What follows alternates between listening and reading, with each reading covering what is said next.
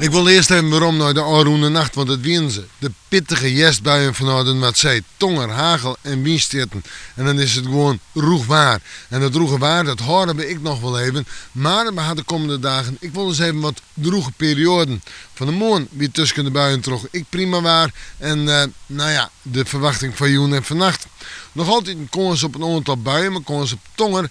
Maar ik moet er ook bij zeggen, er binnen ik flinke droege perioden.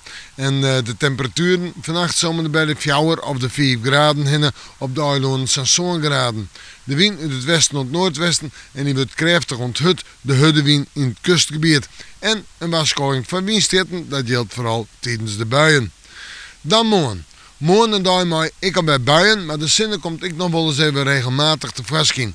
En we gaan letter in de middag en aan het begin van de juni een lange, droege periode. Ja, dat komt ik wel goed uit.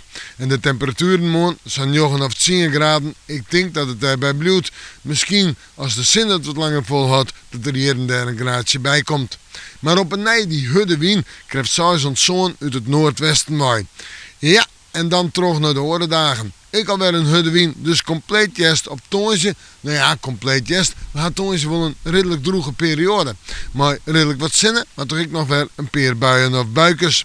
Op vrijdag en sneeuwen hebben we meestentijds bewolkt waar. Ruint het, betekent maar een buiig karakter en kunnen we flink wat wetter vallen. De temperaturen op deze dagen, vrijdag en sneeuwen, zijn 10, misschien al begraden en nog altijd een krachtige onthuddewing. Zeg maar klinkende kleren eerst en we moeten morgen maar weer even in het waarsjen.